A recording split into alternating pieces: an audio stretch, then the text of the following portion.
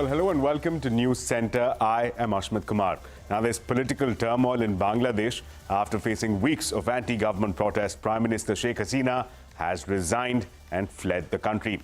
The army chief of Bangladesh made the announcement while promising to put an end to what he called anarchy.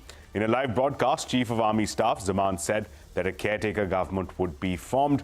Visuals have shown thousands of protesters storming the palace of Prime Minister Sheikh Hasina, who has fled her residence for a safer place.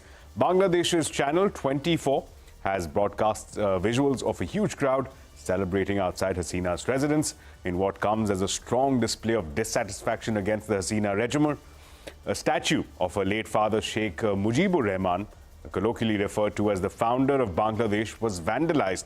The army chief also said that troops have been ordered not to shoot at the protesters. This comes after a bloody Sunday when at least 98 protesters died and several injured in the clashes. The total death toll is around 300 since the demonstrations began about a month ago over a High Court ruling in favor of reinstating 30% quota in government jobs for descendants of freedom fighters. Hasina's refusal to meet the students led to the protests turning violent. The government had to cut off all connectivity through broadband or internet for 11 days, which is yet to be fully restored. There is heavy police and army presence on the streets of Dhaka.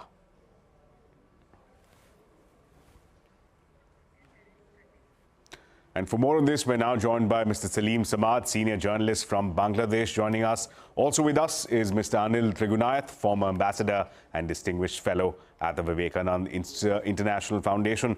Gentlemen, thank you so much for joining us. Mr. Samad, I'll come to you first.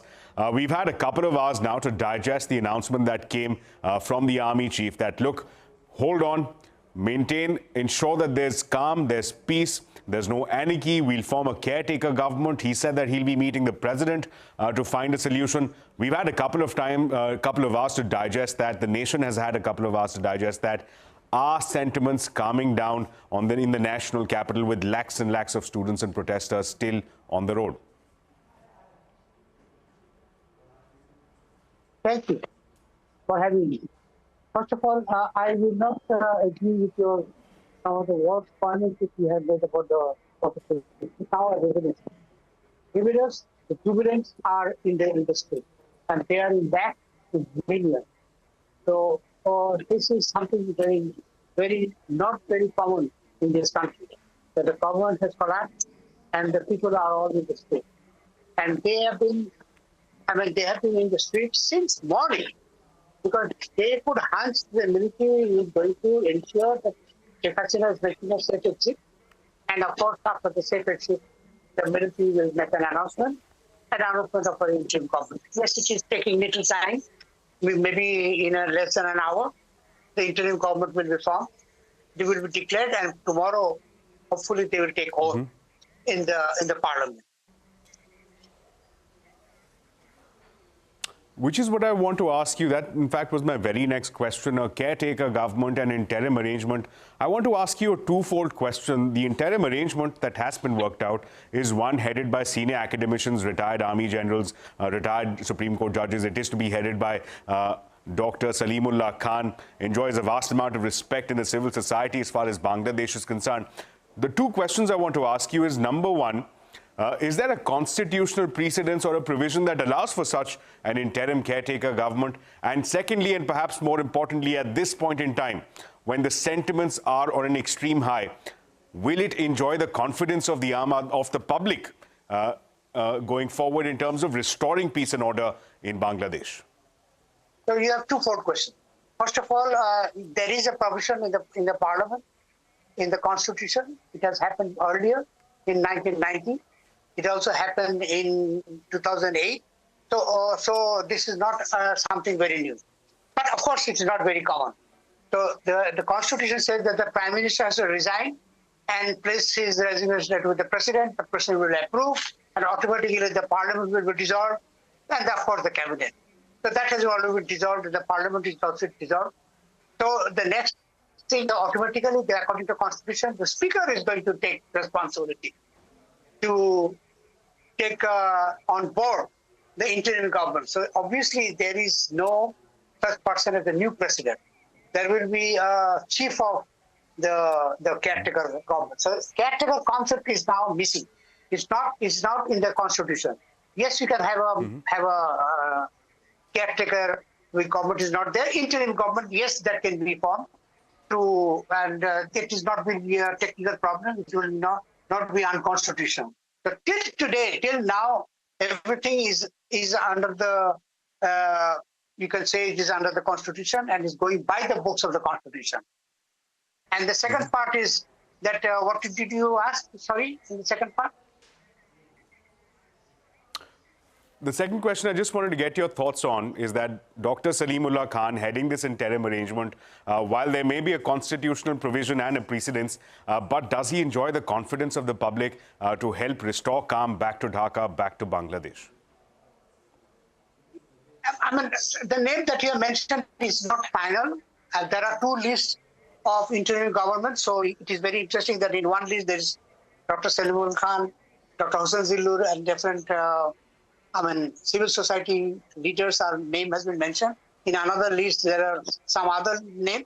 So what he's trying to say is it's very, very important that this list will not be majorly. Most of the people have to be accepted by all the political parties. Unfortunately, the Awami League did not represent in today's meeting with the army chief. So that is one drawback. But other political parties will have to agree with the list that you are talking about. Dr. Salimullah Khan, yes, that person may survive, will be inducted, may not be inducted. So we are waiting for another couple of hours. That is one. And if you're talking about, yes, there is, obviously, you can see in Colombo and also in Kabul that they have ransacked the president's palace, the prime minister's, the president's office in Colombo.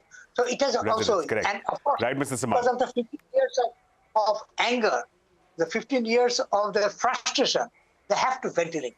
And I understand this is not right, vandalizing the Prime Minister's office or vandalizing the Prime Minister officer residence, but you cannot stop them because there is no military. Police has withdrawn because police has, yes.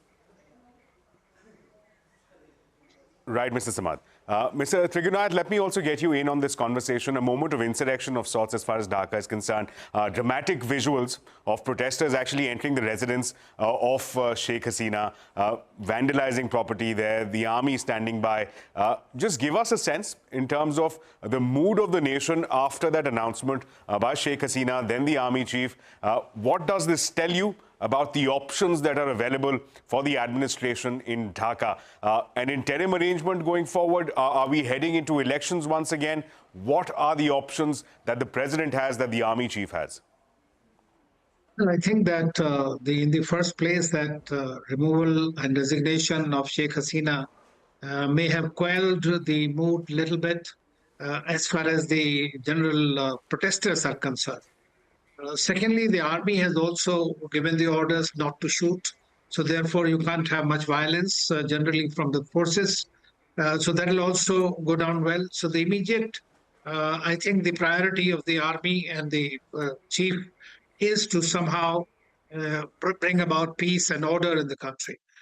Secondly, in a short while, as we are hearing, that there are different lists that are doing the round, but most of these people will be retired and technocrats who will eventually be helping in continuation of the administration in the interim, assisting even the army chief while he goes on. And eventually, I think the elections are going to be there.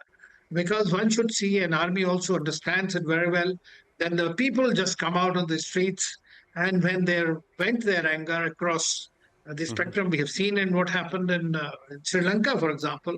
Very similar sight was seen here in Bangladesh, Dhaka also. So I think that that kind of a thing happens, that the army is also helpless very often, and they don't do. And this is precisely, they advised Sheikh Hasina to resign and leave. Let me also ask you another follow-up question. We here find there are, of course, only rumors at this point. We find that Sheikh Hasina resigned at the behest of the army chief. She was asked to step down.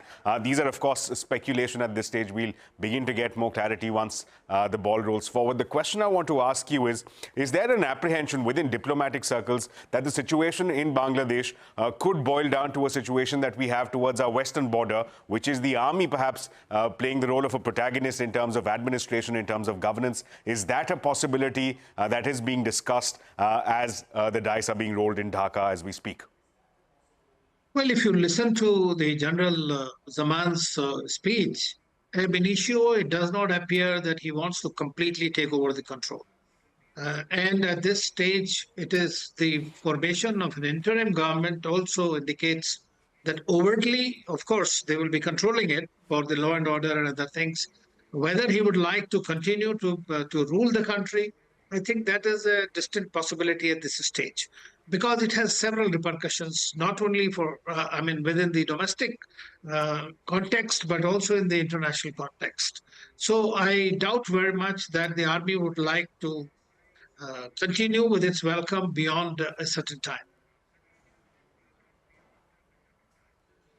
Understood. And one final question to you, Mr. Trigunayathan. This is assessing the impact as far as India is concerned. Sheikh Hasina, known to be fiercely loyal as far as India is concerned. Prime Minister Narendra Modi has had a very special relationship, breaking protocol to receive her at the airport. Even this afternoon, there was speculation that she perhaps could be flying down to India. The idea being that she's associated, at least in public image, as someone who's very close to the Indian administration. Her downfall after 15 years of rule, what does that mean for Indian interests in the region? Well, unfortunately, something that I have witnessed. I have served in Bangladesh also, and I know the neighboring countries. India is seen to be, because being a big country, the big economy.